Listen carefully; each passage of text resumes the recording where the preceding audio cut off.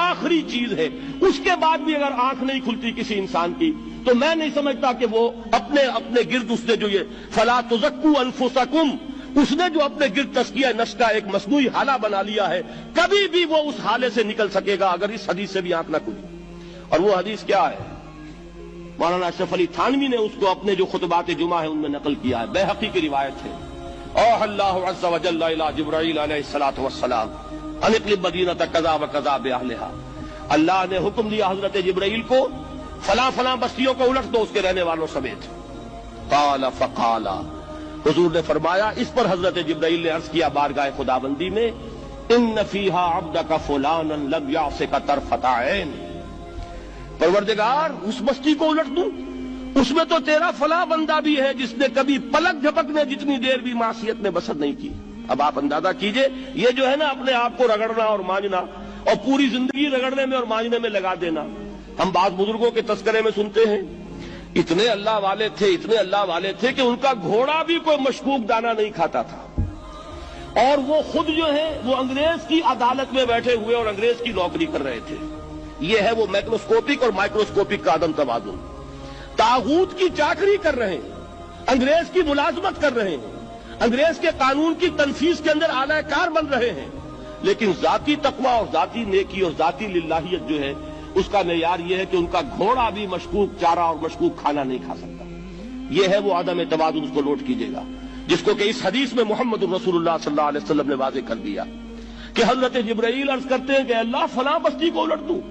اس میں تو تیرا فلاں بندہ بھی ہے جس نے پلک جھپکنے جتنی دیر بھی معصیت میں بسر نہیں کی۔ ذاتی نیکی کا اب اس سے اونچا کوئی مقام کوئی شخص مجھے اگر بتا سکے تو میں اس کا مرید ہو جاؤں گا۔ اس سے اونچا کوئی مقام ہوگا کہ آنکھ جھپکنے جتنی دیر بھی کسی نے معصیت میں بسر نہیں کی، ذاتی نیکی کی معراج۔ لیکن حکم کیا ہوا بارگاہ خداوندی سے؟ قال فقال، حضور نے فرمایا، اللہ تعالیٰ نے حکم دیا جبرائیل کو، اقلب علیہ وعلیہ، الٹو اس بستی کو، پہلے اس بدبخت پر پھر دوسروں پر۔ کیوں؟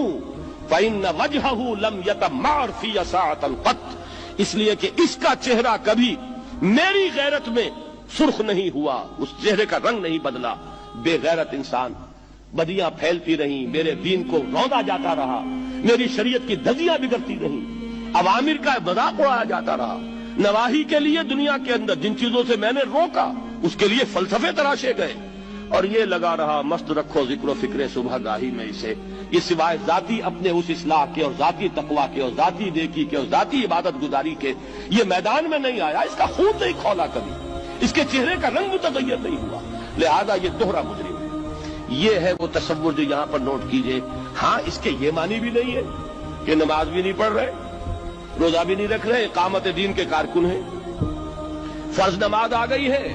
وہ چلی جا رہی ہے، جماعت کا کوئی اہتمام نہیں ہے۔ اب یہ دو انتہائیں ہیں، ایک انتہا یہ کہ وہ تزکیہ نفس جو ہے اسی میں وہ رگڑنے اور مانجنے کا عمل جاری ہے، ایک یہ کہ اس کا سرے سے کوئی تعلق ہی نہیں، اپنی ذات سے بحث ہی نہیں۔ وہ کیفیت وہ ہو گئی ہے جو یہود کی آئی ہے قرآن مجید میں کہ تامرون الناس بالبر وتنسون انفسکم وانتم تتلون الکتاب، کیا تم لوگوں کو نیکی کا حکم دیتے اور اپنے آپ کو بھول جاتے ہو؟ یہ دوسری انتہا ہے۔ پھر وہی بات عرض کروں گا، وہی بال سے زیادہ باریک اور تلوار کی دھار سے زیادہ تیز راستہ ہے جس پہ چلنا ہوگا، کہ نہ یہ ہو کہ وہ مبالغہ ہو رہا ہو، اپنی ذاتی اصلاح میں تو مبالغہ کی حد تک آگے جا رہے ہیں، اور دوسرے یہ کہ اپنے دین کی تبلیغ و اشاعت، اقامت دین کی جدوجہد، اس کا خانہ ہی نہیں کھولا زندگی میں۔ دین کی بات پھیلانا صدقہ جاریہ ہے، ثواب کی نیت سے ویڈیو کو شیئر ضرور کیجیے۔ جزاک اللہ۔